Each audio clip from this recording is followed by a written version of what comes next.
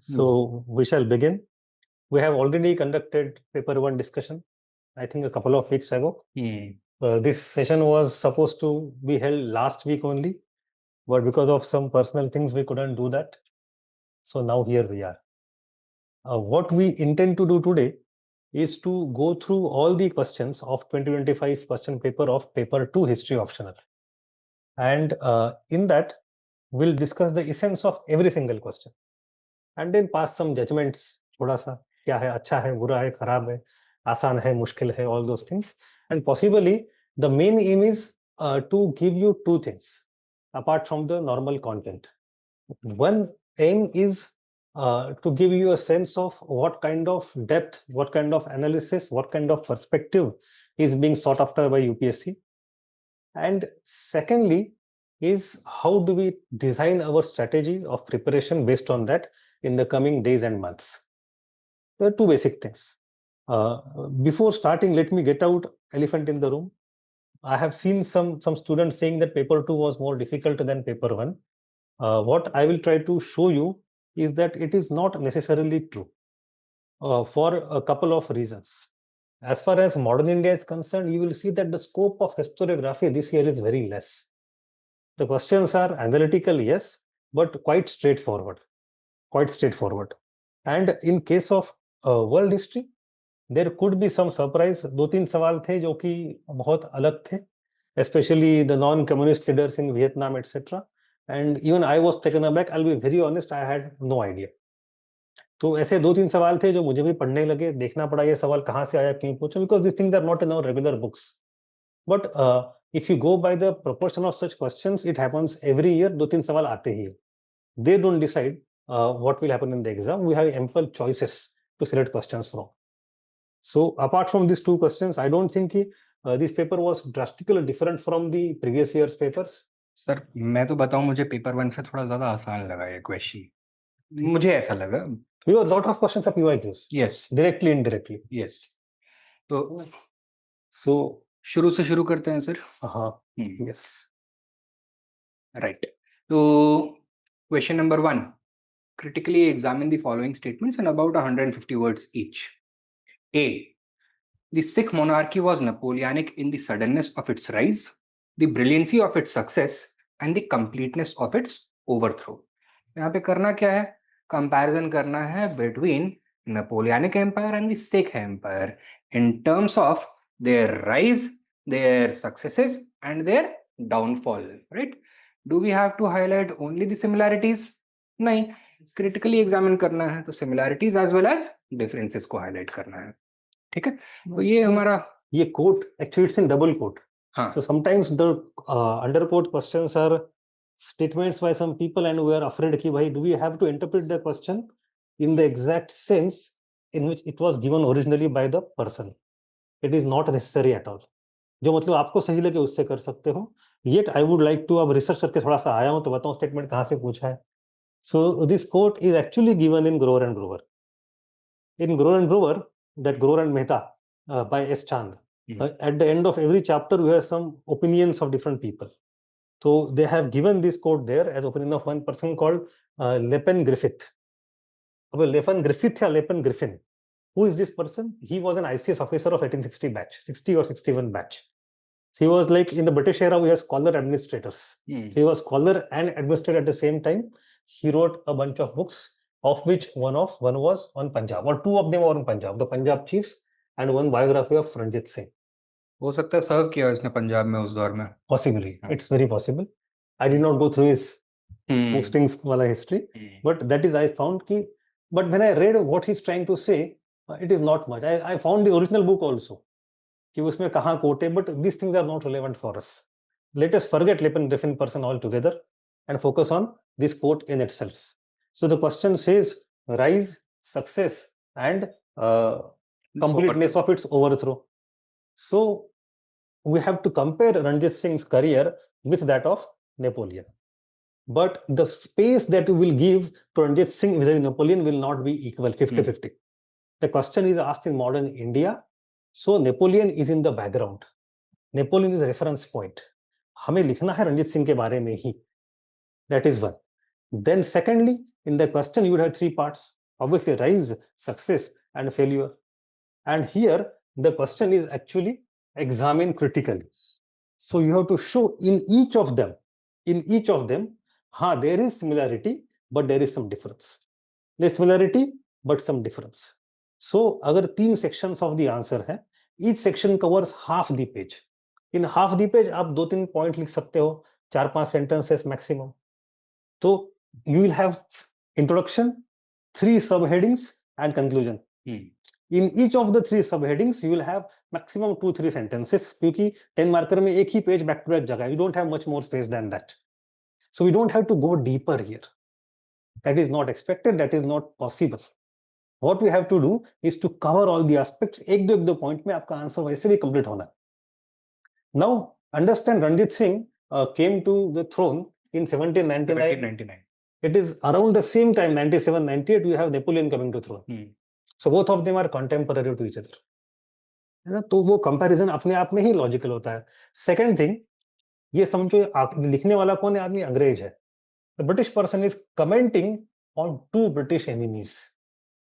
रणजीत सिंह का शत्रु भी अंग्रेज थे, नेपोलियन का शत्रु भी अंग्रेज थे. So it is like assessment done by a very scholarly British person about 2 enemies that they had recently defeated. Was just a generation ago. तो ये उसका कॉन्टेक्स्ट है, जनरेशन और 2 ago. अब let us come to the comparison. Rise में चलो both of them are sudden in rise, no doubt. Napoleon in the aftermath of the French Revolution and then complete capture of continental Europe to large extent. In the case of Ranjit Singh also, in 1799 he got Lahore and Amritsar next year, and then immediately he united all the 12 missiles and suddenly became successful. एक और उसमें है from fragmentation to unification. वो भी, वो चाहे तो rise में लिख सकते हैं, अदरवाइज सक्सेसेस में हाईलाइट कर सकते हैं. How internal consolidate किया. Yes. But the problem क्या है यहाँ पे? What is the counterpoint? Critical analysis in the first section, sudden rise. वो क्या होगा?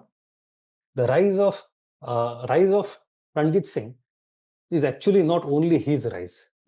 Before Maharaj Ranjit Singh, कम से कम 100 साल का इतिहास है of the entire 18th century of the Sikh polity to form. From the 10th Guru and Banda Bahadur through various missiles, ultimately emerges Ranjit Singh.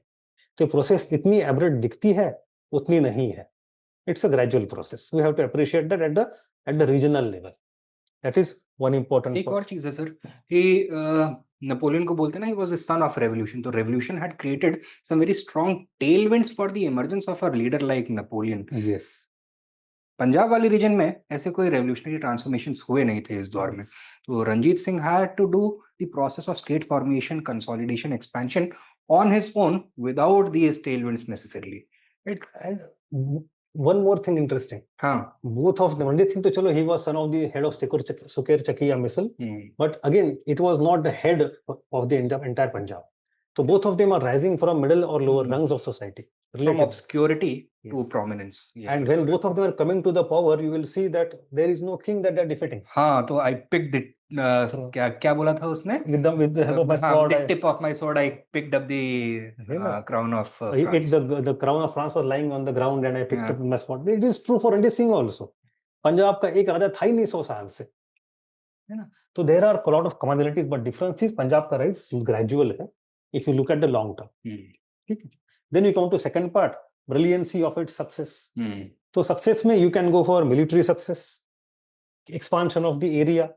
Success में you can go for military success, internally upgradation of technology, etc. Armor. Both of them had great artillery. Both of them were also great administrative organizers. उन्होंने पूरा नया bureaucratic machinery establish किया, which is often overlooked. In fact, Napoleon के बारे में जो भी questions होते हैं, आपने नोटिस किया होगा कि while most of historians are focusing upon his military success, लेकिन यूपीएससी कौन से क्वेश्चंस पूछता है? ग्रेनाइट. हाँ, वो ग्रेनाइट में कौन से बने हुए हैं, कोड नेपोलियन के बारे में क्वेश्चंस पूछता है. Both of them shared this similarity. लेकिन सर और एक बात है, coming back to the point of artillery. Napoleon could rise in the military hierarchy because he was a brilliant artilleryman. And उसका बहुत फेमस कोट है ना, कि किसी ने बोला कि जंग में कौन जीतता है, तो किसी ने बोला कि जिसके साइड भगवान होते हैं वो जीतता है. नेपोलियन से पूछा तो वो बोलता है भगवान उसके साइड होते हैं जिसके पास बेहतर आर्टिलरी होती है. It was a time of artillery. And in case of Maharaja Ranjit Singh, with the help of Europeans, he modernized artillery to major extent. उनके जो दो किस्म के तोपखाने थे, तोपखाना गावी और तोपखाना पिली। गावी मतलब जो गाय और बैल जिस तोपों को ओढ़ के ले चले जाते हैं, और पिली मतलब हाथी ले जाते हैं। And he has done extremely careful. He has invented a lot of money to upgrade artillery. But चलो यहाँ पे इतना स्कोप हमें वो नहीं है artillery का। ठीक है, लेकिन इसमें लिमिटेशन क्या फिर, या फिर काउंटर आर्गुमेंट क्या होगा? Ideology. In case of Napoleon, it is partly the modern enlightenment ideas. Rousseau का जो सोशल कॉन्ट्रैक्ट थ्योरी है, जनरल विल उसने यूटिलाइज किया। यहाँ पे उसको मोबिलाइज करने के लिए, मार्शल करने के लिए कोई हमको स्कोप दिखता नहीं है, बिकॉज वंस अगेन रेवोल्यूशन का प्रोडक्ट नेपोलियन था, not Ranjit Singh. Yes, right. In case of Ranjit Singh, it is medieval idea, it is Sikh martial tradition, dynasticism, Sikh martial traditions, religion का रोल वो ज्यादा सिग्निफिकेंट होगा। And in case of overthrow, if you compare and find out commonalities, it is very obvious that Napoleon from 1812 to 1815 खत्म, 3 साल में खत्म हो जाता है। Grande Army goes to Russia, while coming back within that 1 year you have Leipzig, etc., and then Leipzig, Waterloo, Battle of Trafalgar खत्म। Yes, है ना? The same thing happens with Ranjit Singh. Ranjit Singh के जाने के बाद 10 साल के अंदर पंजाब खत्म। First Sikh War, second Sikh War, 1845, 1850. So suddenness तो है, बट एक इंपॉर्टेंट फर्क है दोनों में। वो ये कि Napoleon had identified Britain as a problem and tried to defeat Britain. Ranjit Singh had identified Britain as a problem but tried to save himself from the British company. मतलब कभी भी नेपोलियन और ब्रिटिशों का जैसे टकराव हुआ सामने, भले वो नेल्सन का हो द बैटल ऑफ पिरामिड्स में, नेवल बैटल में शुरू में 18 to 1803, या फिर बाद में वाटरलू में, है ना? Yes, but in case of Ranjit Singh कभी बैटल सामने एक और बड़ा डिफरेंस है सर, कंप्लीटनेस ऑफ ओवरथ्रो में। Yes, while Napoleon may have fallen, France did not. France continued to remain a great power of Europe. In fact, Napoleon strengthened the nationalistic foundations of modern France, right? Punjab के case में हमें ऐसा नहीं दिखता है। तो पंजाब में सिख एम्पायर केवल खालिस्तानियों के ख्यालों में आज जिंदा है और कहीं पे नहीं है, बस ये देखने के लिए मिलता है हमें। ठीक है, तो यहाँ पे आई होप कि समझ में आया होगा कि दोनों साइड से हमको आर्ग्यू करना है। मतलब एक किस्म से ऐसे कह सकते हैं कंक्लूजन में कि Napoleon's empire was first modern empire, Ranjit Singh empire was last modern empire. हाँ बिल्कुल बिल्कुल बिल्कुल, तो ये बहुत अप्रोप्रिएट होगा सर। मस्त, यही होता है फर्टाइल माइंड होने से। ठीक है, चलिए आगे चलें। Next, the seeds of domestic dissensions were thickly and deeply sown in the Maratha system under the Peshwas. Once again, इसको critically analyze करना है कि जो मराठाओं के बीच में फूट थी, क्या उसके सीड्स जो हैं पेशवा सिस्टम या फिर कन्फेडरेसी में इनहेरेंट थे, या फिर कुछ और फैक्टर्स भी रिस्पॉन्सिबल थे for this factionalism, for this internal divisions etcetera. ये काम करना है हमें यहाँ पर। इसमें तो फैक्टर सिंपल है, you start with the idea of confederacy itself. मतलब फर्स्ट इंटरनल वीकनेस बताओ, that the power shifted from the hands of monarch, Chhatrapati model to Peshwa model. Then you have emergence of confederacy, you have mutual jealousies, you have no good administration, you have revenue becoming feudalized, so rivalries, feudalization of administration भी हो जाता है। जितनी भी ministerial positions होती हैं they become hereditary positions। revenue के appropriation के ऊपर conflict हो जाता है। everybody starts maintaining their independent army, सबके अपने किले होंगे, सब अपनी independent foreign policy भी pursue करेंगे, only loose cooperation होगा। then we also find कि भाई अंदर में जो प्रॉब्लम्स हैं ये पहले से ही प्रेजेंट थी, यानी कि सिंधिया और होलकर शुरू से ही 36 का आंकड़ा है। Gaekwad always has a softer corner towards the British etcetera, these kinds of things. When Raghuji invaded Bengal, he did not take permission of Peshwa. हाँ, पेशवा की परमिशन ली नहीं। Once upon a time, Holkar got so angry with Peshwas, he attacked Pune and burnt the entire city down. Yes. Lot of things are there, internal clashes, and even within Peshwa family, या गद्दी का issue। हाँ, within Peshwa family also, Raghunath Rao for example, गद्दी का issue. But यहाँ पर हमको critically examine करना है यहाँ। तो ये बताओ उस जमाने की कौन सी और ऐसी पॉलिटी थी जहां पर सिमिलर प्रॉब्लम्स हमको देख रहे थे? It was the British themselves, interestingly, right? Governor general of Bengal और गवर्नर्स ऑफ बॉम्बे के बीच में कॉन्फ्लिक्ट चल रहा था. However, the British had the advantage of foresight and parliamentary regulation. They were able to make amends. यहाँ पे वो कोई मैकेनिज्म नहीं था, ओवरसाइट मैकेनिज्म नहीं था, करेक्टिव मैकेनिज्म नहीं था. So that factor also has to be addressed over here. It's a very simple question Yes. and asked by UPSC multiple times in the past. चलिए, क्लियर है? आगे चलते हैं. Bhagat Singh and his comrades significantly expanded the meaning and scope of revolution, redefining it beyond mere political upheaval to include social and ideological transformation. Critically examined. Yeah. Before going ahead, I Yeah. would just want to mention one thing. All of us know the author of Modern India NCERT, old book, Bipin Chandra. Bipin Chandra.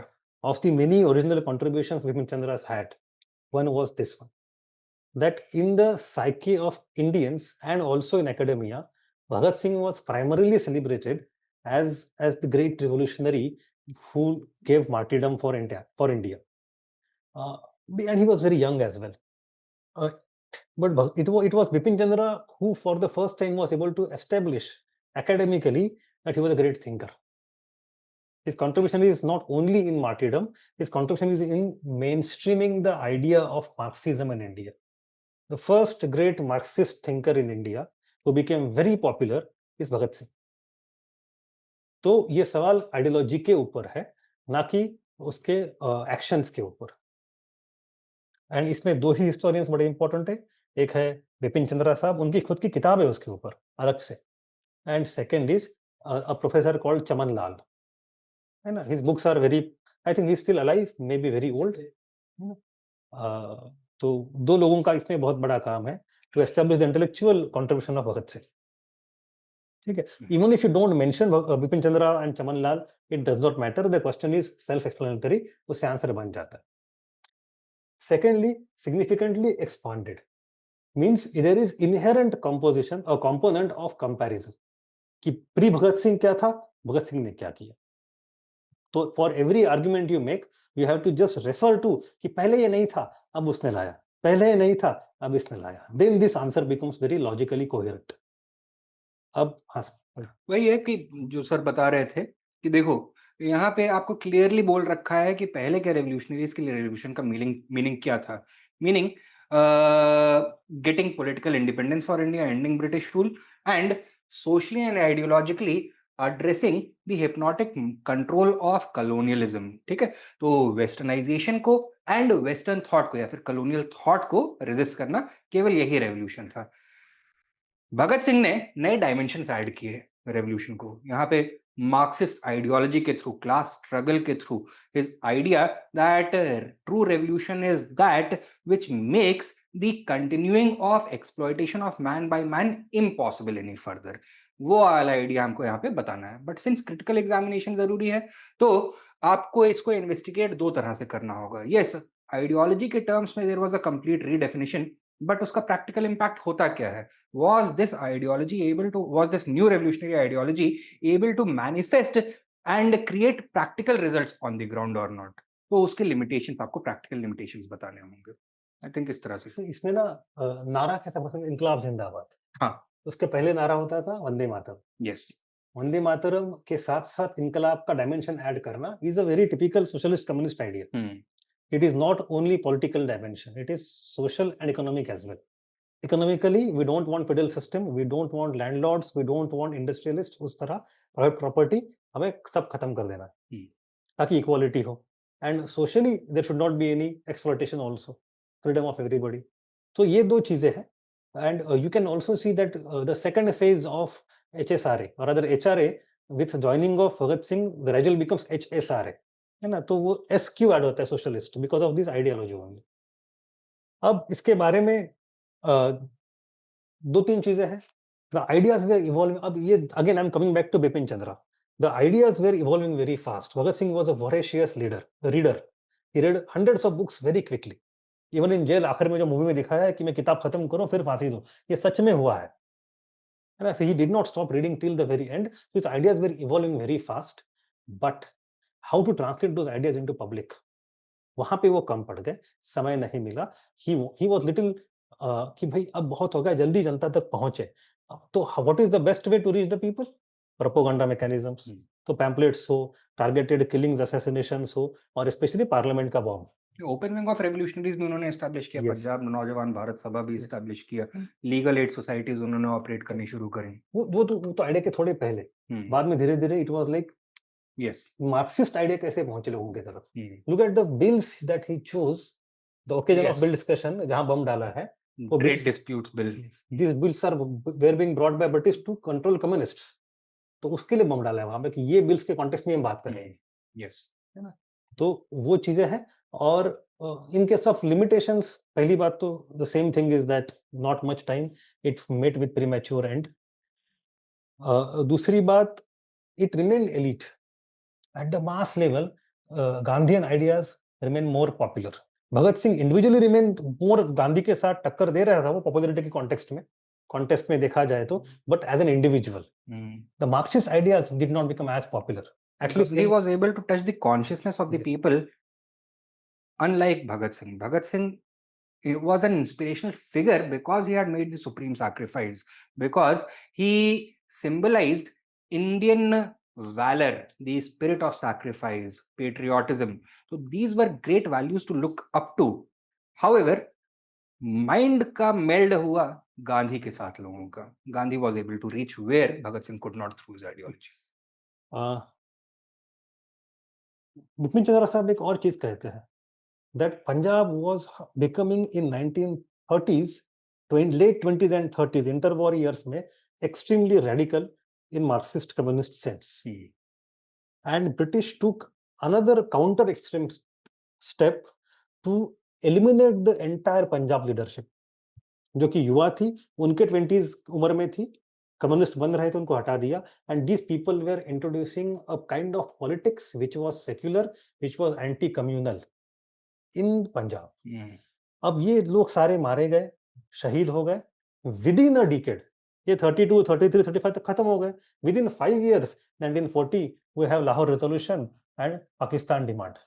And within Punjab एक पूरी की पूरी पीढ़ी who could have led anti-communal politics against partition, वो बची ही नहीं थी। It was a great loss of a generation of leaders who could have opposed India's partition in Punjab. तो ये एक हाइंडसाइट में आपको दिखता है पैटर्न, दैट इज वो तो एक कॉन्सिक्वेंस भगत सिंह के मार्टिरडम का ये भी है कि वो पूरी, चलो इस आंसर में शायद इतना नहीं आएगा, इसकी जरूरत है नहीं खैर इस आंसर में, बट उसमें एक पॉइंट चमका मुझे थोड़ा सा, his contribution is in economic sense, his contribution in social emancipation sense, and his contribution in sense of secular politics. तो when you think of his contribution, आपके 3 कम से कम पैराग्राफ आएंगे इसमें, ठीक है। And then the limitations. Sir, एक यहाँ पे comments are, I think I did not make the announcement this time as I had done last time. People are asking some questions about other things. Arushi, Dhruv, Yash, etc. My request is that let us first focus on the questions one by one. We'll address all the queries at the end, but our main agenda right now is not to discuss different programs and books and everything and sources, etc. वो हम करेंगे. Give us some time to finish the questions. If you have any query about the questions, we can discuss. But let us focus on questions first. ठीक, चलिए next. 1D. The significant feature of the Indian Councils Act of 1892 was the principle of election which it introduced, though the word election was very carefully avoided in it. It's the first question UPSC has asked on Act of 1892. अच्छा, इसके पहले नहीं पूछा ना? Generally 1909, 1935. तो question essentially पूछ रहा है कि were the British sincere about introducing the concept of election? अगर इंट्रोड्यूस कर भी रहे हैं तो why are they not admitting कि इलेक्शन को इंट्रोड्यूस किया जा रहा है? What were the types of pressures that they were facing? उनके इंटरनल कंपल्शंस क्या थे? Why would it be feasible for them to suggest कि हम इलेक्शंस इंट्रोड्यूस कर रहे हैं? At the same time why were they so insecure about introducing elections? ये हमको address करना है इस question. Do you know about this Act of 1892 election principle? Again, it is given in many books, but in a very implicit way. If you want to read explicitly, it is given in Grover and Mehta. एक box दिया हुआ है, मैं हर साल class में बताता हूँ हमेशा, it is called Kimberley clause. You might have heard Kimberley clause. What is Kimberley clause? तो clause was like this. Forget about number of seats कितने expand किए, कितने official posts, कितने non-official posts, उसकी बात नहीं है. Only thing is whatever non-official posts were there, how Indians could reach that post. उसका जो principle of election है वो क्या है? That in principle is called Kimberley Clause. What British want to do originally, they want to introduce indirect elections. मतलब if there are some positions in central legislature, they will be filled by the people who are representing the state provincial legislatures, and also some chamber of commerce, etc. And in the state councils, लोग कहाँ से आएंगे? जो Indians होंगे, local self government, universities, chamber of commerce, landlords के group, etc. So they created different sectional interest groups. Or this was in a way indirect election. From local self-government, etc., you go to state level. From state level, you are recommended to national level. लेकिन उस election में भी certification required होगा जो presidents होंगे इन councils. तो सबसे पहले उन्होंने क्या करी? In the clause they ensured the election word would not appear in the act anywhere. And secondly, उसने किम्बरली क्लॉज क्या कहता है कि these lower assemblies or councils or interests will recommend the person, and governor in case of states and governor general in case of national level, these people will consider those recommendations and nominate them to the council. तो होंगे वो elected, लेकिन उनको बोला जाएगा कि nominated है.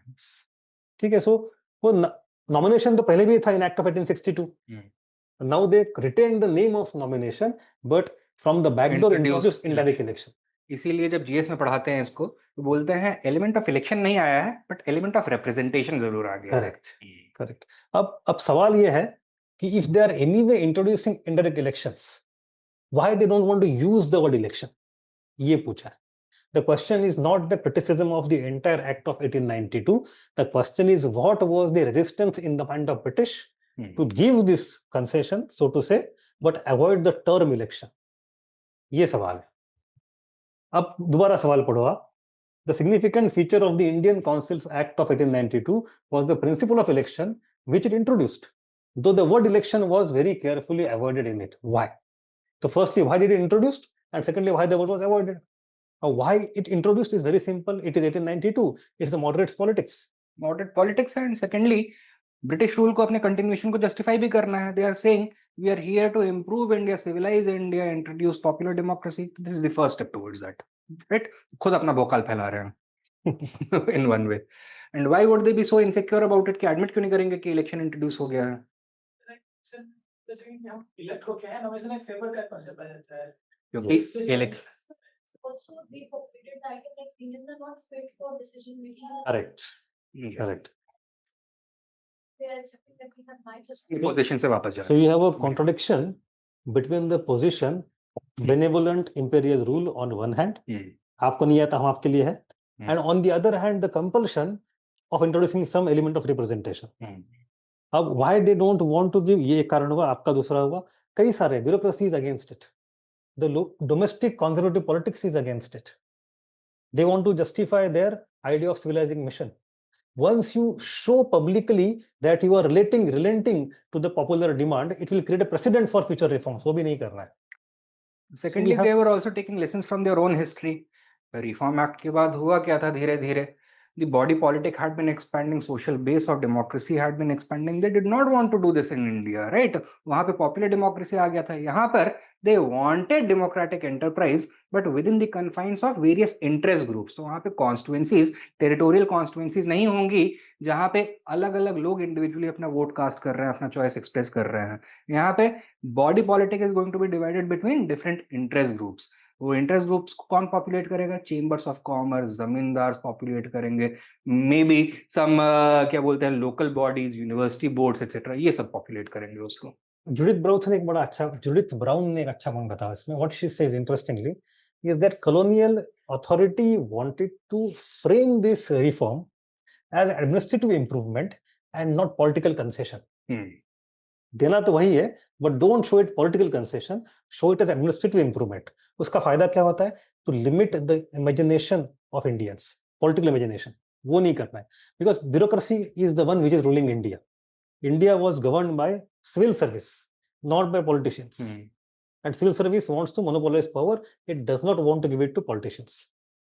on that, उसके ऊपर भी Indian politicians. तो हमें यही करना है कि भाई कैसे था और क्यों था, तो क्यों हमने डिस्कस कर लिया. Yet in the long term British failed. In the long term वो कंसेशंस देने ही पड़े उनको. Yes. तो सबसे पहली बात, who will remember, despite the attempt of the British to thwart the future reforms, this reform in itself did not work in British interest. कैसे? It set a precedent anyway. It created some room for some middle class Indians to reach the councils. जैसे कि Gopal Krishna Gokhale. His speeches in the budget on the budget were very famous. He was like the best finance minister India never had. उनके बारे में कहा जाता है. And how could he give those speeches? Because he was in the assembly as per the Act of 1892. So we have, and these people took the criticism which was already created by people like Nauroji in the form of drain of wealth into the councils. Into the councils. तो कुछ ना कुछ erosion तो हुआ है. ठीक है. So there was a kind of a shift in the political discourse because of Vibe this. shift हो गया. Yeah. And you can see ultimately the practical failure. In the Act of 1909, they had to use the word indirect election.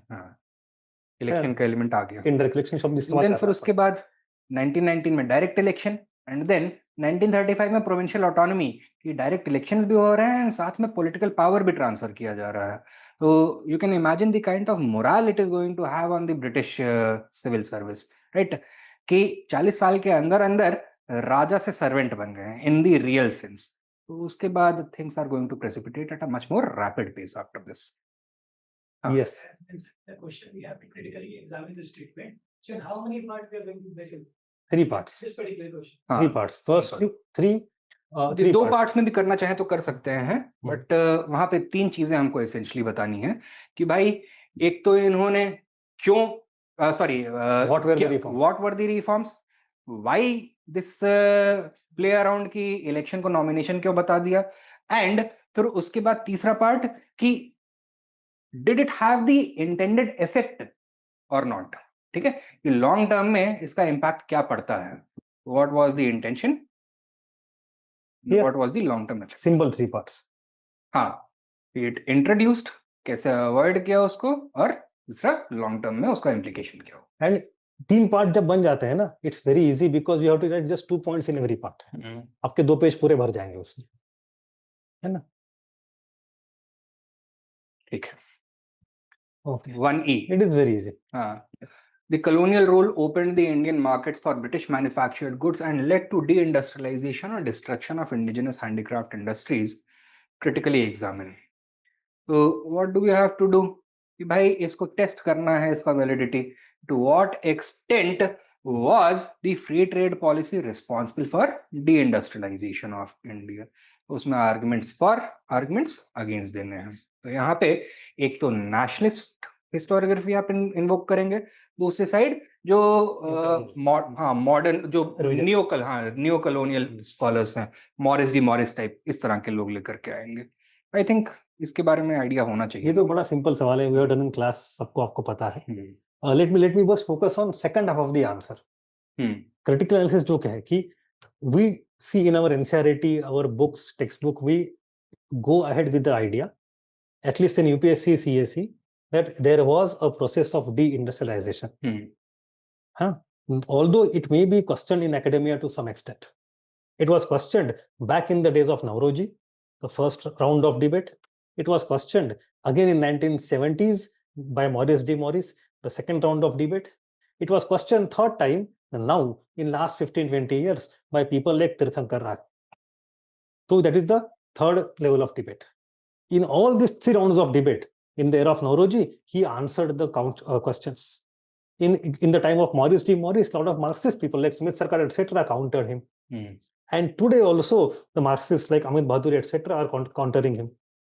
तो हमें हर era के argument अलग अलग है, उसमें नहीं जाना है ना? वो तो चलो, वी क्वेश्चन में भी asked from any direction, so we study that properly when we study in the foundation kind of level.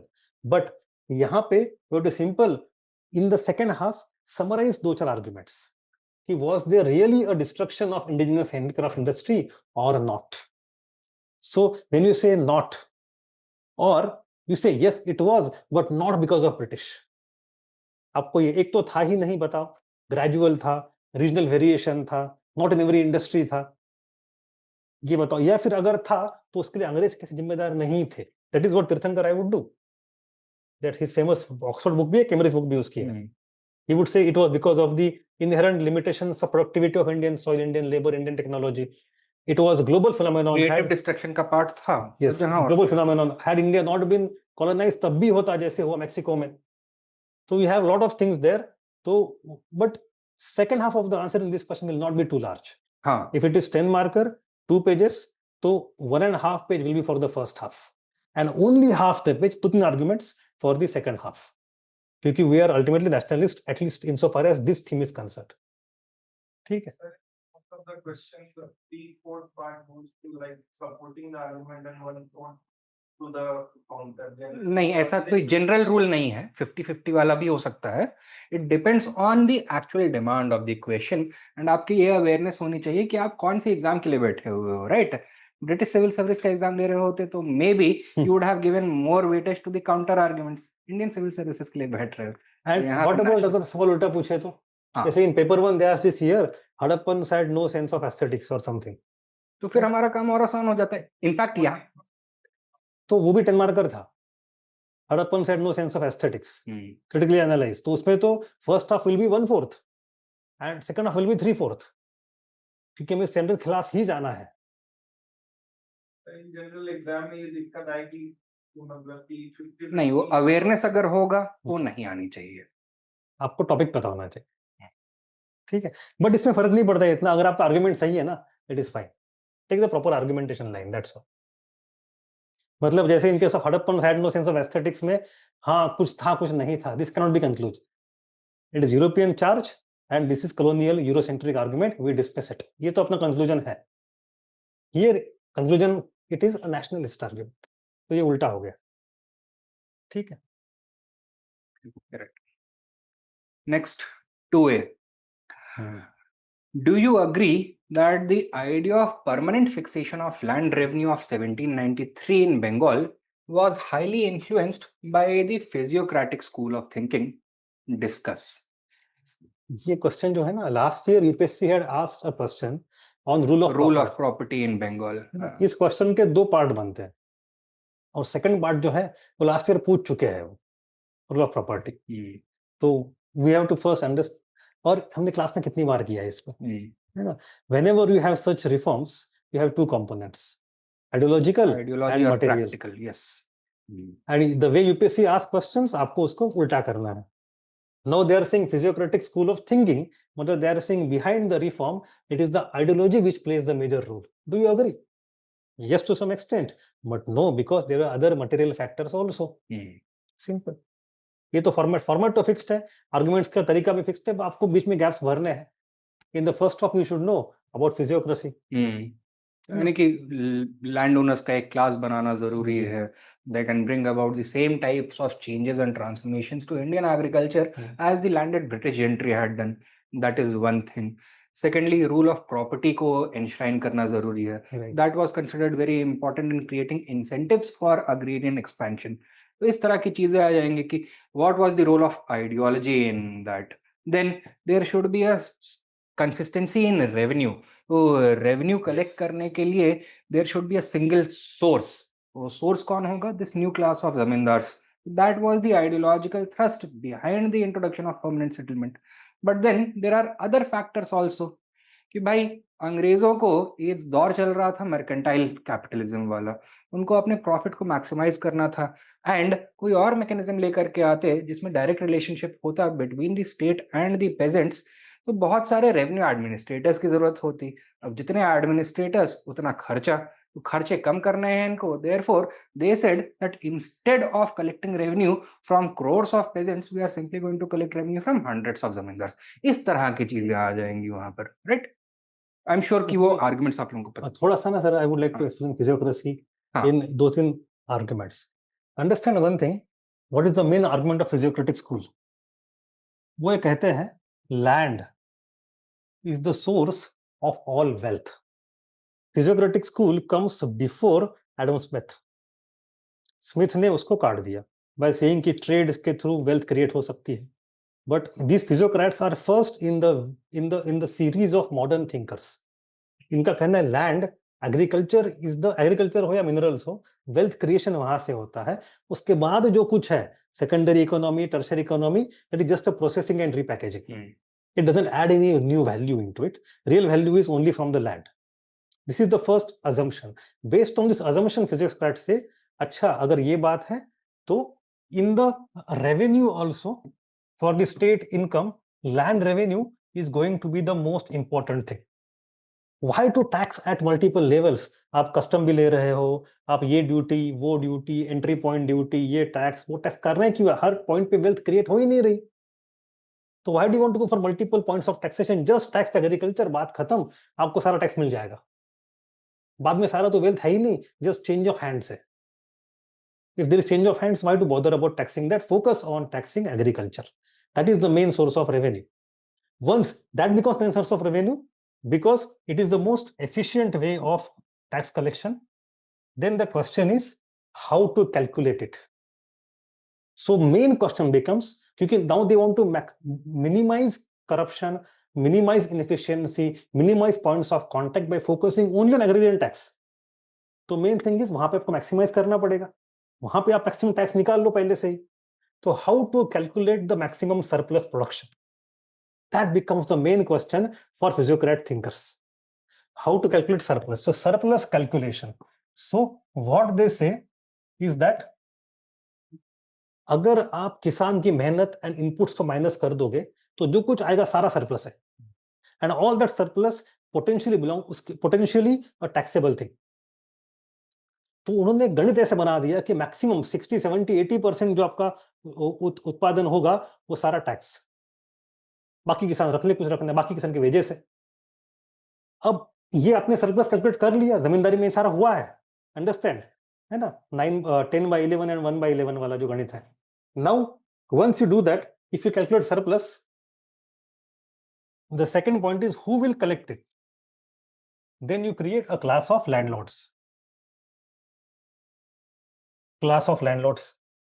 Zamindar.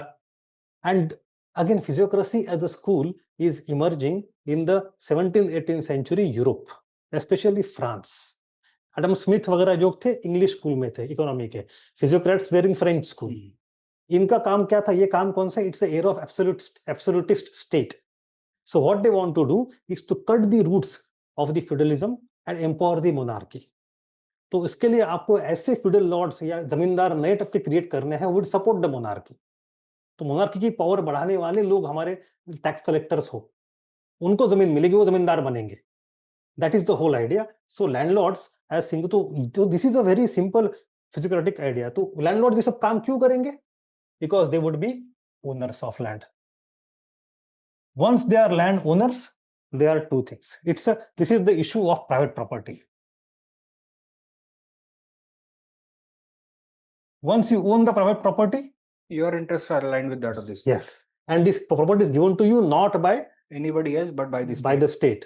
तो आप उनके डिपेंडेंट हो, लॉयल हो, एंड यू वांट कि भाई सरप्लस कैलकुलेट हो चुका है, आपका हिस्सा बढ़े, तो you want to invest, reinvest and improve to increase the income. And आपका ownership मतलब limited है.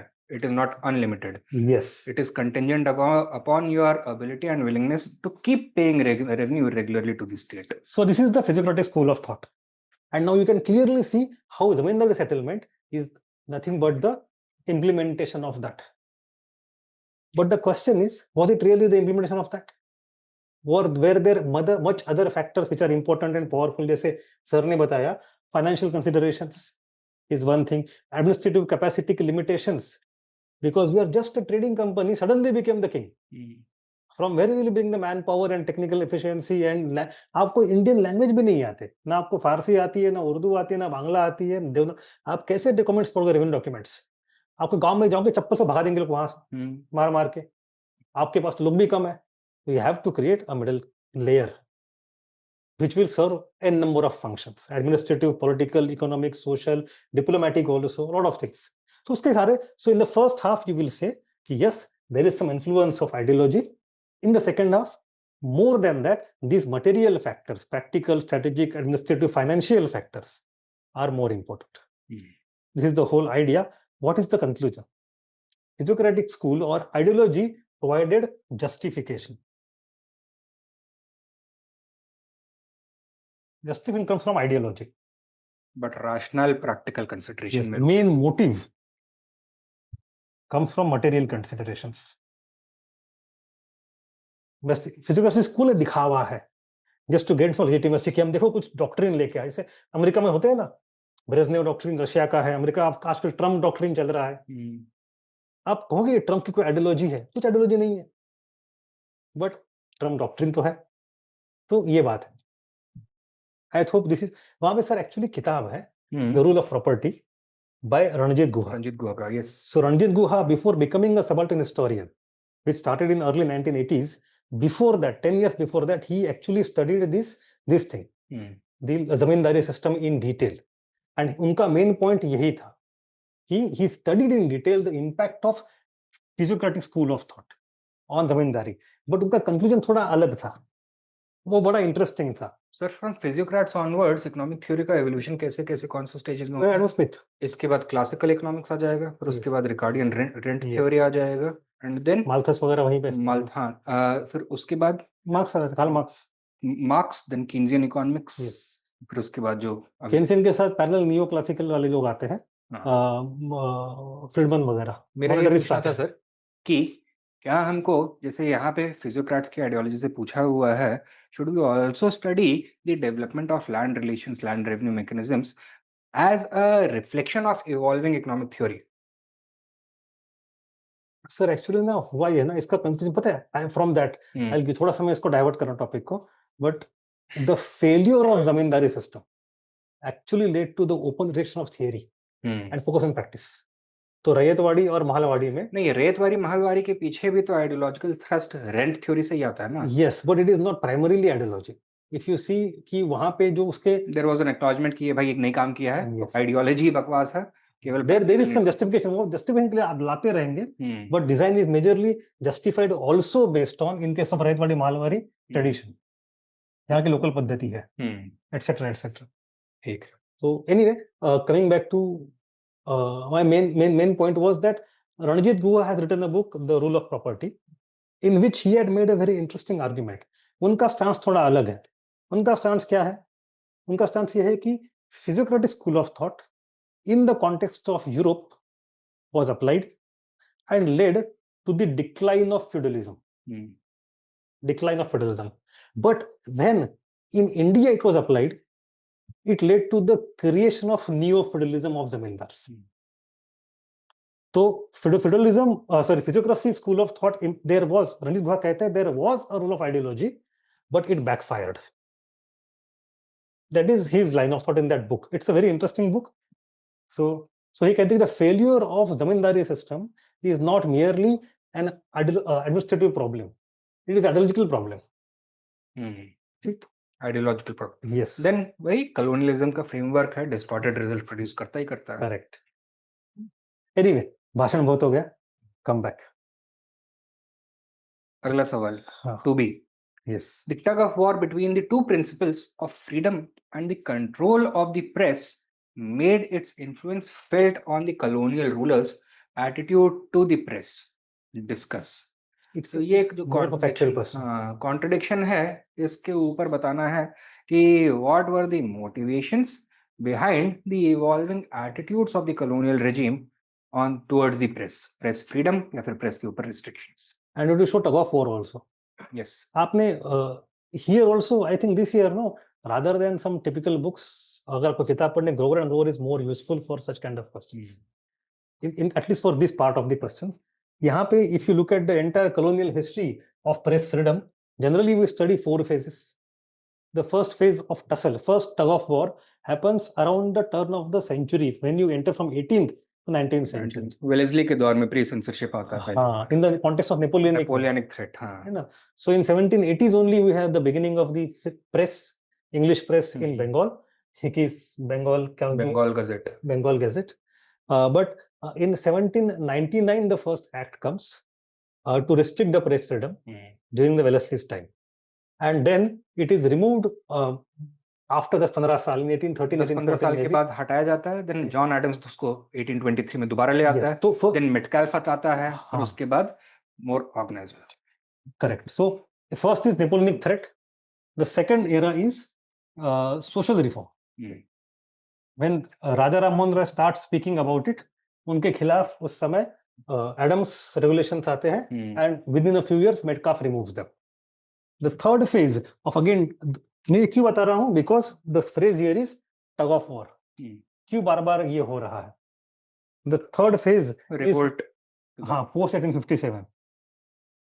You have the sedition law. We also have, that is 124A. We also 1870 में इंट्रोड्यूस किया जाता है वो. Yes. Although 18 पता है sedition law आता क्यों है? It was applied in the context of press freedom later on, but original sedition law was brought against Wahhabis to suppress Wahhabi movement. है ना? But anyway, उसके यहाँ पे Lord Ripon and Lord Lytton. Lytton VPA जो है Vernacular of the Press Act, and then Lytton के बाद Ripon removes it. So we have that phase. Lytton आएगा, Ripon remove कर देगा, फिर Curzon reintroduce कर देगा उसको. Yes, so we have then 20th century nationalism era. इसमें you have World War I, Defense of India rule. Curzon, Minto, बार-बार कभी हटाएंगे, कभी लगाएंगे. फर्स्ट वर्ल्ड वॉर के दौरान कभी हटाया जाएगा, बाद में So यहाँ पे 4 phases हैं, simple. But again, we don't go into details of phases. It's not her phase के फैक्ट्स मत इंपॉर्टेंट नहीं है, एक पर्सपेक्टिव इंपॉर्टेंट है. ओके, तो इसमें आप कैसे कहोगे, हाउ डू यू डिस्कस है, what stance do you take if you say that whenever the restrictions were brought on Indian press और वर्नाक्युलर प्रेस और any kind of Indian thing, it was because of the attitude to control the empire, and whenever it was removed it was because British were liberal. British were liberal नहीं, they were trying to justify, मतलब खुद का चूरन चाट रहे थे कि हम India को इंप्रूव करने के लिए आए हुए हैं. That is what it was. So even the removal of press control was a British hypocrisy. इसको समझो, वो भी यूज किया जा रहा है to create some kind of facade. So हम नहीं मानते इसमें कोई डायकोटोमी है, हम नहीं मानते उसको क्रिटिसाइज करना है. क्वेश्चन के बेसिक फंडा को यहाँ पे एक ये क्या बोलते हैं इसको, एक्सियम बिहाइंड द क्वेश्चन को आप अटैक कर सकते हो. It is not a tug of war. Tug of war तब होता है जब अंग्रेजों को अच्छा मानते, हम नहीं मानते अच्छा, है ना. तो दोनों खाने के दांत दिखाने के दांत, है ना, है तो हाथी के ही दांत. Yes. Next question, it is very simple. 2C. The movement for linguistic states generated deep apprehensions among the nationalist elite. They feared it would lead to the balkanization of India. Examine. So, demand for linguistic reorganization of states also came from the nationalists, and the idea to resist the linguistic reorganization was also a nationalist demand. तो मतलब nationalist camp जो है, it was internally divided. तो इस contradiction को highlight करना है हमें कि why one section was so insistent upon linguistic reorganization, why the other was more apprehensive towards it. That is what we have to do here.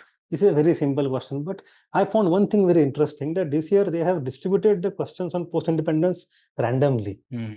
अब चल रहे थे अभी कहीं 18th century में, अचानक से 1947 के बाद चले गए, and then again next question you go back to Carnatic War. So actually, since last year Vishal sir, when he sets papers, he used to do this kind of thing. I want to randomize the sequence of questions, and I was little resistant. ये क्यों कर रहे हैं? ऐसे तो नहीं करना चाहिए. Start to end थोड़ा चलो chronologically. But I think he's proven right in the.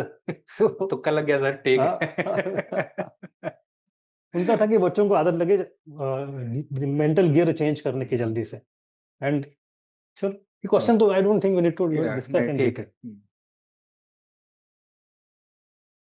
अगला सवाल 3A. During the Carnatic Wars, the French position, which at one time dazzled the Indian world by its political successes, was destined to end in humiliation and failure. Explain.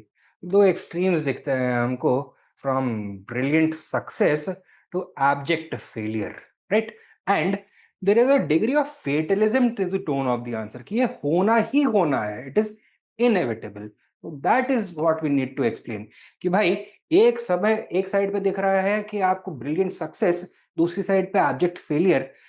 ये जो transformation है, in most cases that would be a sudden development or an unexpected development. But in the case of the French in India in the Carnatic Wars, this was expected. Why was this? The question is actually asking what were the factors responsible for the failure of the French against the British? And उसमें divide the factors into two brackets. Yes. So here you start the question with explaining the brilliant success of Dupleix.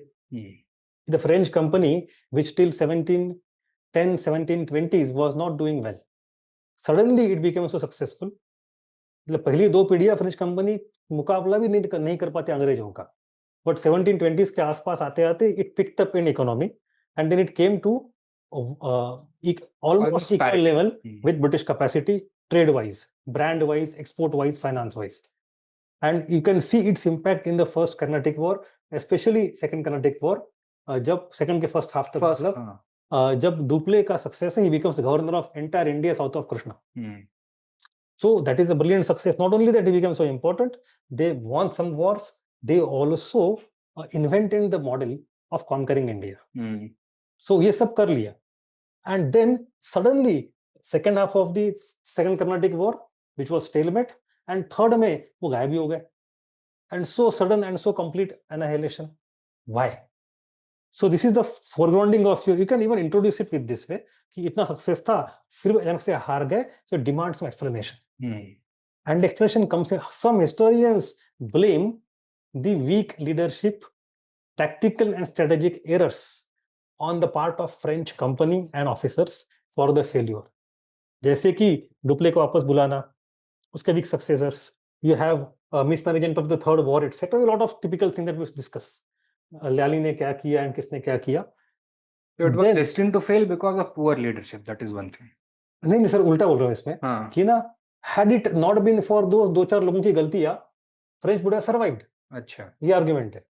हम कहेंगे नहीं, French lost not because of the weakness or tactical failure of some people, some leaders compared to British. They would have won even if the leaders were great.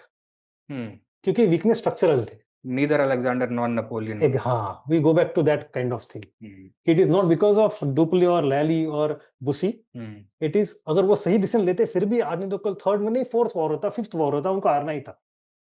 तो क्यों हारना था? Then we go to structural reasons कि भाई उनके strength of the company, the policy of the nation, continental of the company, their geographical logic जो है, then navy के इश्यूज. ये जो वॉर्स चल रहे थे, this was not confined only to India, it was a global war. बाकी जगहों पर हो सकता है कि फर्स्ट एंग्लो फ्रेंच वॉर में या फिर फर्स्ट कर्नाटिक वॉर में तो फ्रेंच विक्ट्री था. Why did they not act to eliminate British presence in India? Because rest elsewhere they had lost. तो कर नहीं सकते थे. These factors are going to be there. In the nature of the companies, एक private stock trading company था, दूसरा public sector. French were always occupied in the continent more than colony. British had other way. And then ये idea जो है कि exceptional leaders नहीं होने की वजह से ये हार गए. तो जो एक्सेप्शनल लीडर्स थे ना, they were truly an exception. In fact the French system was geared to create mediocre leadership, right. तो सरकारी टाइप लोग आएंगे, उसमें नेपोटिज्म का रोल होगा. हम यूपीएससी में पढ़ा रहे हैं. हाँ. नहीं बट आई चलिए ठीक है. सरकारी टाइप नहीं बोलना चाहिए. There were any strategic blunder which were specific to the Carnatic Wars. There were. Yes. जैसे कि बुसी ने हैदराबाद छोड़ दिया. नहीं करना चाहिए. विड्रॉ कर लिया, कर्नाटक में बुला लिया उसने. ऐसी चीजें है. बट अगेन अगर आपके मेजर डायरेक्शन ठीक होती है शायद इससे रिकवर कर लेते. सो आवर आंसर का अप्रोच यहाँ पे थ्री फोल्ड है. In the beginning, in the introduction, we talk about brilliant success, yet sudden failure in a matter of decades. You see, the first Carnatic War begins and third one ends. इसके बीच में कितने साल है? 20-22 साल है. That's all. जो आपने 70 साल बनाया 20 साल के वॉर में, जिसमें आप पहले आगे थे, पहले 1.5 वॉर तक आप हार गए. तो ऐसे क्या हुआ सडनली? तो इट्स अ सडन फेल्यूर. तो therefore some people say it was because of tactical errors, leadership quality. So अगर ये ठीक होता तो इट वाज नॉट डेस्टाइन्ड, बस कुछ लोग अवॉइडेबल। हाँ, इट वाज अवॉइडेबल, बट क्योंकि क्वेश्चन क्या है, क्वेश्चन एक्सप्लेन टाइप है, so will say however in the second part. तो फर्स्ट पार्ट ये होगा, सेकंड पार्ट ये होगा, however there were structural weaknesses. Here you talk of company finances, you talk of navy, you talk of continental policy, you talk of French government, you type of ये PSU है वगैरह वगैरह, ये सारे आएंगे, ठीक है। Therefore it was destined. Even if they had won or they had led to stalemate in third Carnatic War, that would have been fourth Carnatic War. Fourth में कुछ होता, fifth होता, होना तो यही था। Explain type question है, don't question it. ठीक है, ठीक है, आगे चलते हैं। yes. डिस्कस भी करना है या नहीं करना है पता नहीं, तो जीएस वाले बच्चे भी कर लेते हैं। Why has the safety valve theory related to the foundation of Congress been thoroughly discredited by recent researchers? Analyse. This is a very क्या बोले सर इसमें? पता है ना ये सबको? हाँ, you चलो let me ask you a question. Who were the proponents of safety valve theory? Lala Lajpat Rai Sir, और हाँ, वेडरबर्न और colonial critics of the Congress, right? तीनों में there was a meeting of the minds. why is Wedderburn supporting the safety valve theory? Because he's writing on behalf, he's apologizing on behalf of Hume. Hume को लोगों ने कहा कि भाई तूने क्या कर दिया कांग्रेस बना के, शुरू तो अंग्रेजों को धोखा बना, तू तो गद्दार है अंग्रेजों का। He saying Hume is not a गद्दार of अंग्रेज, he is patriot of British. That is what he wants to prove. इसलिए उसका इंटरेस्ट है, देखो ह्यूम ने देश के लिए काम किया अंग्रेजों के लिए by creating safety valve. So Hume के मरने के बाद ह्यूम को सपोर्ट करने को उसका दोस्त आता है Wedderburn. So I have a book that is written by Wedderburn to support safety valve theory. That is his interest. That is how it began. क्योंकि people in England started to criticize Hume कि भाई तूने क्या कर दिया नुकसान हमारा. That was the context where the theory began. In India, it was picked up by Lajpat Rai. Why did he pick it up? Because he wanted to. Extremist थे, moderates ने हटा दिया था. Yes. Become a critic. He wanted to attack moderates. कि भाई आप चाटुकार हो, है ना? You are not becoming radical enough because you are agents of British. सब मिले हुए हैं जी. That is what his argument is. And then there is third set of people, the communists. Congress को गाली देंगे. Communists would always, Congress wants to go for class collaboration. सब मिलजुल के देश बनाए. Communists would go for class war. Once you want to go for class war, you want to oppose industrialists and oppose zamindar. Congress would not do that. So at this stage, तो Congress क्यों radical नहीं हो रही है? Because the anti-people, because it is actually the agent of the colonial state. So all these three people have their own interest, own idea, own standpoint from where they criticize the Congress, for which they support the theory. अब ये हो गई context of, ये answer में आप लिखने को ज़्यादा स्कोप है नहीं आंसर में, but I wanted to explain this basics very properly. Now answer में आपका point क्या आएगा? On what basis this safety valve theory stands? 1, 2, 3, and how these were demolished. And these things we know very well. कोई report थे, कोई साधु बाबा थे, कांग्रेस का कुछ बवाल होने वाला था, डफरिन का पीछे सपोर्ट था, etcetera. We know Dufferin diary है, डफरिन के डॉक्यूमेंट्स है, no support. He actually thought कि ह्यूम थोड़ा सा पगला गया है. Secondly Hume was not agent, he was liberal person. And thirdly ऐसे कोई रिपोर्ट्स मिले ही नहीं कभी साधु बाबा के बारे में. Ultimately we come to the conclusion given to us by Bipin Chandra only, lightning conductor. बड़ा कुछ कॉमेडिक से लगता ना डफरिन उसके बारे में. It's as if Hume has a bee in his bonnet type का कुछ बोलता है उसको कि हैट में मधुमक्खी घुस गई है इस वजह से कूद रहा है इधर उधर. तो अंत में देखो ये ना टर्म्स बड़े अच्छे लगते हैं कि this is a safety valve theory, this is lightning conductor theory. कुछ है नहीं. बात है कि there is British government, there is Congress. कौन किसको यूज कर रहा है? A British are using Congress safety valve theory. If Congress is using British as a Hume rather as a wall, so it is lightning conductor. Simple. Then वही है कि there was a natural progression and a natural logic for the emergence of the Congress. Yes, so तो मेरा है क्या point कि the culmination of a long process that started from 1830s onwards. अचानक से नहीं हुआ ये, है ना? ठीक है, इट्स इजी. अगला सवाल एक 3C. एक एक एक सॉरी हाँ सर. वो जो long process that started in 1830s, especially after the death of Raja Ram Mohan Roy, it was his associates who started to form the first political associations in India, modern type के. And it goes through 3-4 generations, 1830s, then before 1853, then after it in 1860s and in 1880s. We have 4 generations where you have different leadership, expansion of agenda, expansion of social base, popularity, etc., etc. Through which ultimately you lead to the Congress formation. Congress formation is not a sudden thing; it is a culmination of long-term process. ये मानते but ये जो era है from 1830s to 1885, इस era को Anil seal, the famous historian of Cambridge School, वो कहता है the era of politics of association. The era of politics of association. To show कि ये gradual process थी. ठीक है. Next question 3C. The emergence of Gandhi signified the Indianization of the national movement. Analyze with reference to his early movements between 1917 and 1922. Right?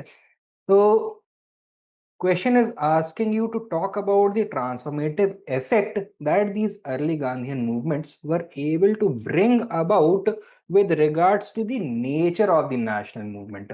Were they able to truly Indianize it?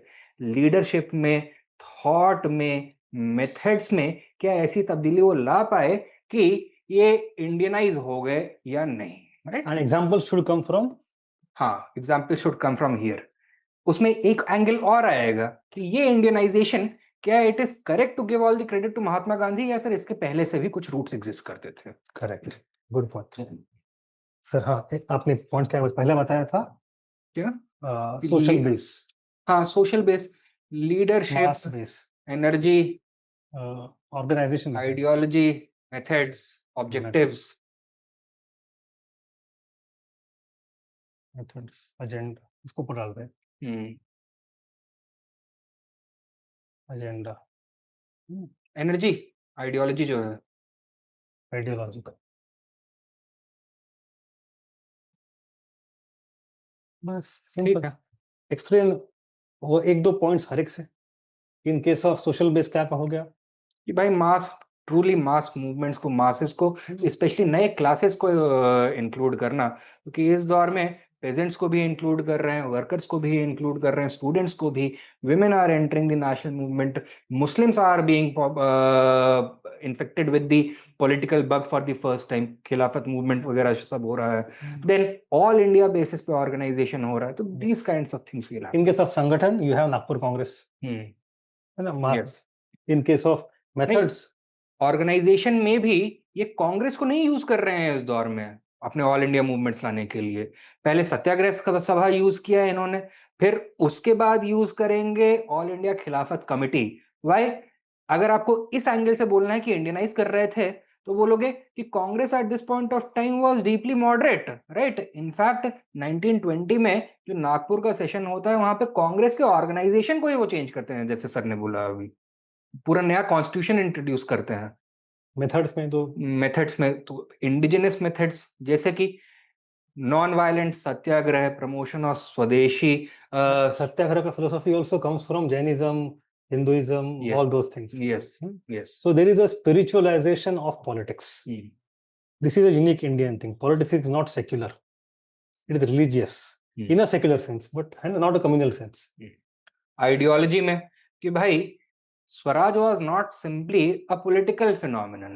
It's a cultural thing. Cultural thing है, उसके social dimensions हैं, economic dimensions हैं, तो सब कुछ. Even Gandhi ji का रहना खाना बोलना, he would not use English. He would use हिंदुस्तानी, हिंदी भाषा.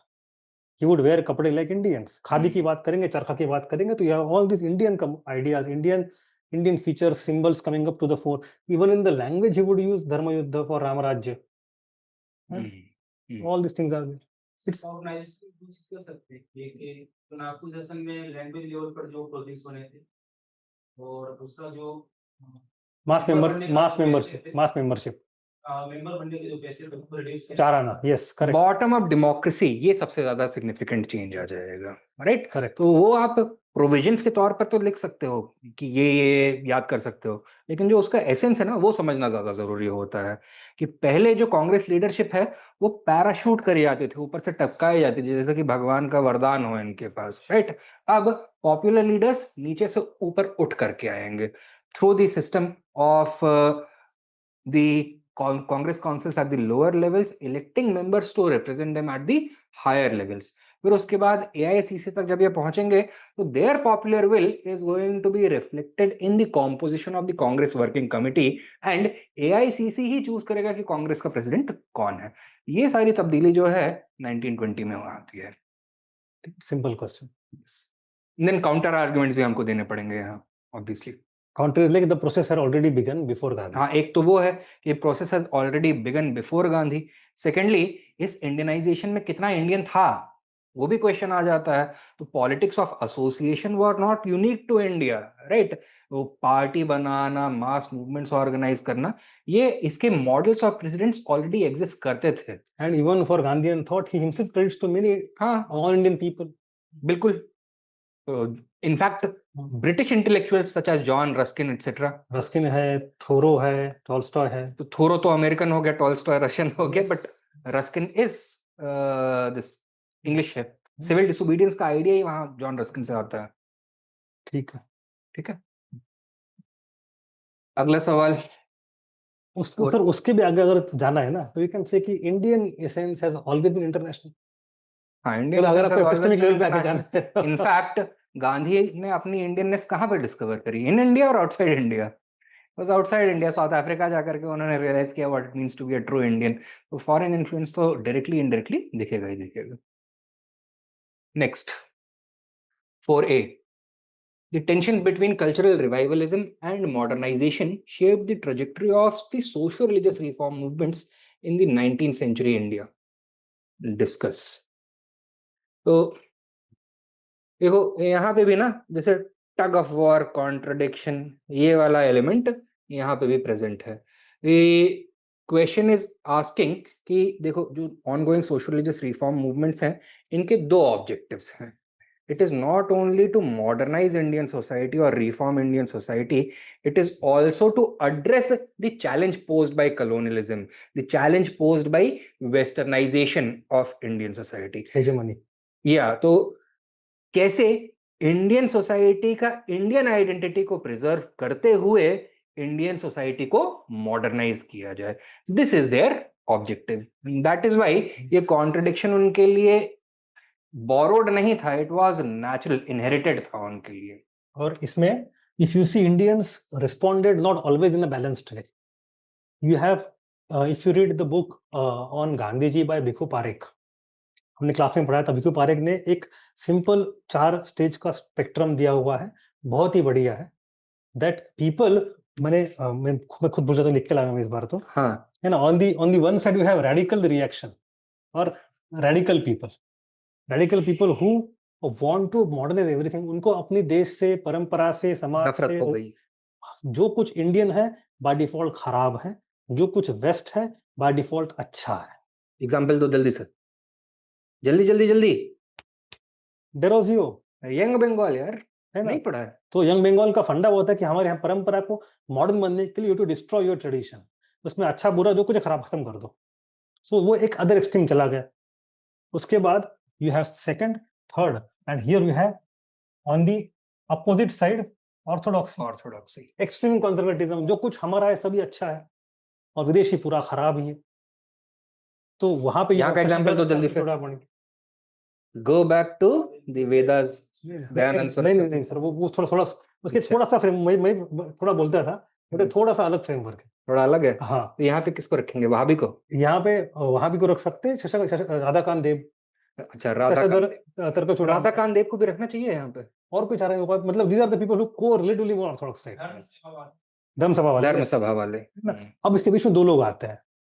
some people are here called moderate reformers. These people are like Raja Ram Mohan Roy, यहाँ पे गोखले है, आगरकर है, रानडे है। They are like we want reform and for the reform we are willing to let go some part of our tradition, because our tradition is not always good. Our tradition has some bad things also, like sati, इसको हटा दे, उसके जगह नया क्या है, तो waste से सीखे. We should learn from the West, Western ideas, and for that we should be open.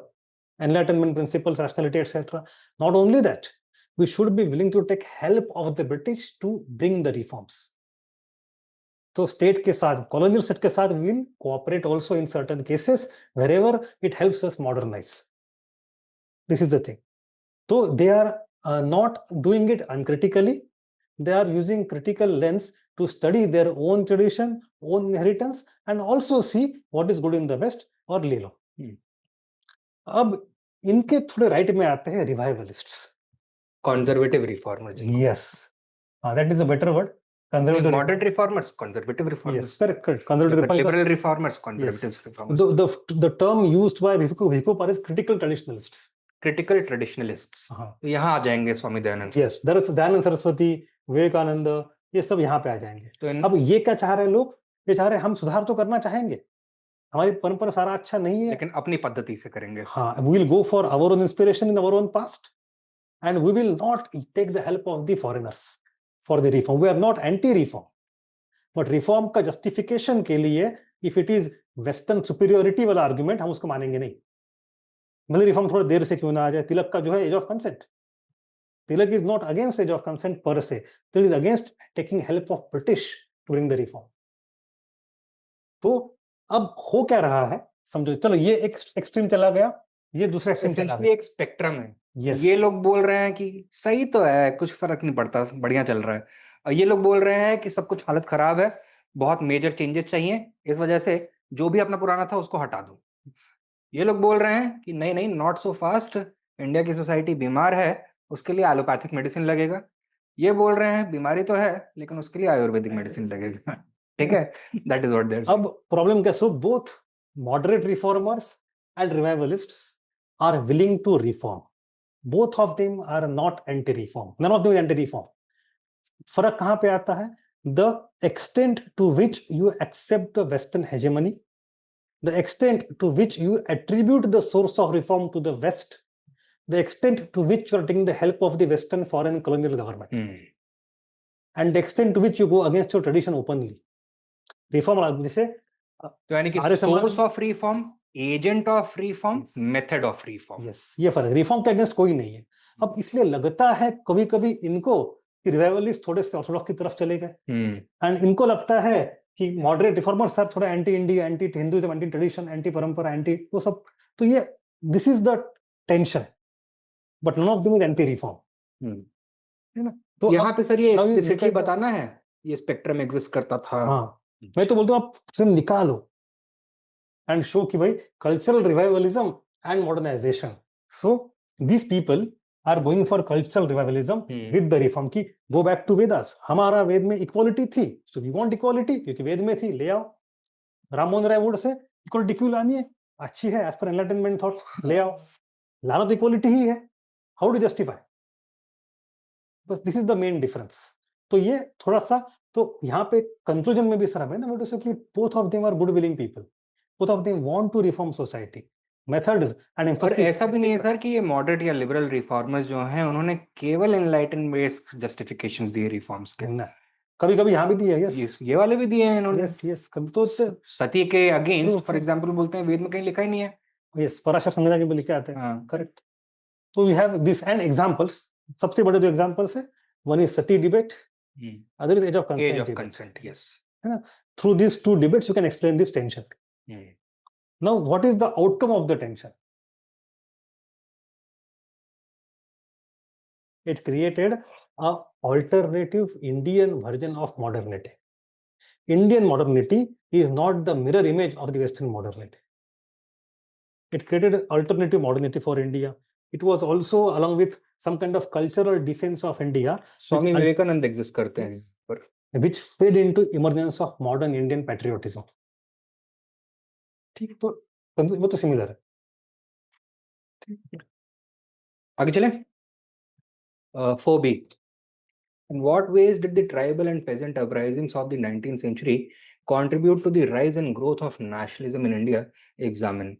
Subaltern nationalism के लेंस से ट्राइबल एंड पेजेंट अपराइजिंग्स को इन्वेस्टिगेट करना है. It's not difficult at all. Strategically, culturally, with example, with kind of ideology also. A lot of things are there. There is room for debate over here as well, क्योंकि जो traditional historiography है, चाहे वो Marxist historiography हो, चाहे colonial historiography हो, they had somewhat of a dismissive attitude toward these peasant and tribal uprisings. But ये pre-modern है, reactionary uprisings हैं, Pre-political restorative. हाँ, pre-political restorative हैं, colonial बोलेंगे, that it was a reaction against British civilization, right? कि civilization या फिर civilizing reforms के against resist कर रहे थे. Backward In looking, हाँ, messianic वगैरह वो सब कुछ आ जाएगा. एंड देन आप चाहो तो सबऑल्टर्न जो आइडियोलॉजी सबऑल्टर्न हिस्टोरियोग्राफी को in the form of counter arguments लिख करके उसको रीइंफोर्स करके कंक्लूड कर सकते हो आंसर को. सो फटाफट पॉइंट बताएंगे आप कैसे किया? दीक्षा बताओ. Present को अलग अलग करके it was like Don't. नहीं करना We चाहिए. don't need to go there क्योंकि पॉइंट्स बहुत सारे ओवरलैप होंगे. आप कर भी सकते हो, but then there will be some overlap. दिमाग ज्यादा लगाना पड़ जाएगा उसमें. हाँ. Took them as collective subaltern. Take them as collective and then tell me how their revolts are aiding nationalism. अरे भाई कि सबसे पहला तो they were not pre-political, they were intensely political. They exhibited conscious political awareness, sophisticated political thought. They were guided by an alternative vision for tribal and peasant sovereignty, right? ये आ जाएगा. The policies of the British, like that. Yes, तो अपने immediate oppressors को target करने के बजाय जो exploitative systems हैं उनको टारगेट कर रहे थे. That is there. And divide the points like this also. Ideologically, for example, Secondly, they provided the empirical evidence that British are exploitative. hmm, Had British been really benevolent for our progress, then why would there be so many revolts against the British? So they are proving to the world and to other Indians who are not subaltern कि भाई देखो अंग्रेज सच में exploitative है. So they are delegitimizing the benevolent state narrative, and they are also providing data or fodder for the generation of return of wealth critic. This is happening at the level of ideology. Strategically, they are creating a tradition. They are ensuring देखो जो Santhal revolt and Koल revolt are not revolt by only one single tribe. These are multi tribes coming together and then revolting. So there is the horizontal brotherhood expanding across the tribes. It is a step towards nationalism. एक और है वो आप बता. tribals and peasants. Yes. Hmm. Actually, I'll tell you one thing. It is the British anthropologists and British state which created these hermetically sealed categories of tribal and peasant. ऐसे नहीं होता है. Tribal किसानी नहीं करता क्या? Zoom cultivation तो tribe है ही, और peasant is completely cut off from jungle. तो ना ऐसे तो lot of things are overlapping also. So हम कई बार हम जो factors, forces, impact देखते हैं, UPSC sometimes doesn't differentiate them because if a forest law is coming, it is impacting both tribals and peasants. है ना, वो एक it's a continuum. ठीक. अंग्रेजों ने इनफैक्ट उसको कैटेगराइज करने की कोशिश करी रूल ऑफ प्रॉपर्टी को इम्पोज करके. राइट. एक और चीज है, when we are talking about peasant and tribal uprisings of the 19th century, why should we talk only of the Santhal uprising? Why should we talk only of the Sannyasi revolt, the Fakir uprising? We should also talk about the Indigo disturbances. We should also talk about the Pabna uprising. We should also talk about the Deccan agrarian riots. What do we see over here? Yes, so they were reaching across class lines. तो वहां पे भी integration हो रहा है. वो भी strategically में आ जाएगा. एंड कल्चरली में they created a tradition of resistance which later nationalists drew upon. They created heroes. Birsa hero है, पोएट्री है, लीगेसी है, मार्टिडम है. These are all very important sources of motivation for nationalist movement in later era. Okay? So you have those things also. So although they were suppressed brutally, they did have long-term contribution. ठीक है. ठीक है. I think हो जाना चाहिए। Next कौन सा है? 4C ना? Yes. Discuss the major initiatives taken by the government of India for the removal of caste injustices and inequality after 1947. पता नहीं GS पेपर 2 में पूछना चाहिए था, यहाँ पे पूछ लिया है ये इन्होंने। राइट, तो बताओ भाई क्या क्या स्टेप्स लिए गए हैं? ठीक है, और कुछ? National Commission for SCS. क्या क्या क्या? National Commission. नेशनल कमीशन और डीनोटिफाइड ट्राइब्स को हटा देना, मतलब डीनोटिफाई कर देना उनको। अच्छा, एनीथिंग एल्स? वो ऑलरेडी बोल चुके हैं। और कुछ? केवल act act act act act ही हुआ क्या? ग्राउंड पे कुछ नहीं हुआ क्या? Political party. Multiple commission and affirmative action. Mandal commission, affirmative action और अरे भाई एक बात बताओ, what is the nature of the problems of lower castes in India या फिर those facing caste injustice in India? Is it only a social issue? No, educational dimension भी है उसमें, उसमें आपका सोशल रिलीजियस डायमेंशन भी है, उसमें इकोनॉमिक डायमेंशन भी आता है, राइट? तो इन डोमेन्स में कुछ चीजें हुई हैं क्या?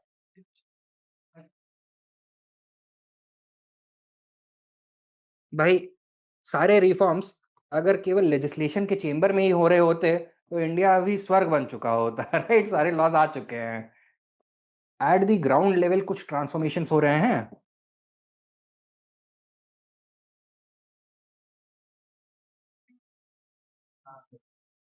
ठीक है, टेम्पल मूवमेंट्स और emergence of Dalit politics, right? That after independence सबसे मेजर चेंज आता है representation of peoples act 1950। Yes. वो है major game changer, not anything else, right? Why? Because that introduces a principle which attacked at the very roots of caste injustice. One man or one person, one vote. यानी कि political equality का practical implementation उस act के through होता है। Then the ability of the Indian state to conduct free and fair elections, at least in a relative sense, कि जो भी disempowered groups हैं, they are able to vocalize their choice, right? That is what matters. मुझे पता था कि यहाँ पे लोगों को आइडिया होगा, लोग फटाफट वही एक्ट वैक्ट लिख के आ गए होंगे, बट नंबर उतने ही मिलेंगे, एवरेज ही मिल के आएंगे। And constitution के अंदर you can find 10 provisions that will support this social change. But what we want is not 10 provisions. वहाँ पे 2 से काम चल जाता। What is required is, are you able to go across these 5 categories, and in every category you mention एक दो चीजें. Then your answer is more comprehensive and more complete. Secondly, critical analysis. Question is critical analysis. Discuss. You have to give at least some discussion beyond the factual mention in the series of all the points. Have the social prejudices been eradicated completely? नहीं हुआ। So it's a work in progress. One of the reasons is that in the initial decades, the caste problem was serious economic problem, which it is necessarily not completely economic alone. You know, तो हमारा initial agenda थोड़ा सा मतलब we took a longer route and slower route for all these changes. Sometimes there are acts, provisions, recommendations poorly implemented also. So there is a change. We are positive, but it is taking more than it should have. Then जो शुरुआत में agenda था, मतलब जो attitude था towards cast कि economic problem है, economic solution दोगे तो हो जाएगा सॉल्व। इकोनॉमिक सोल्यूशन सबसे बड़ा क्या इंट्रोड्यूस किया गया? Land reforms, right? Did they succeed? No, therefore caste injustice persisted.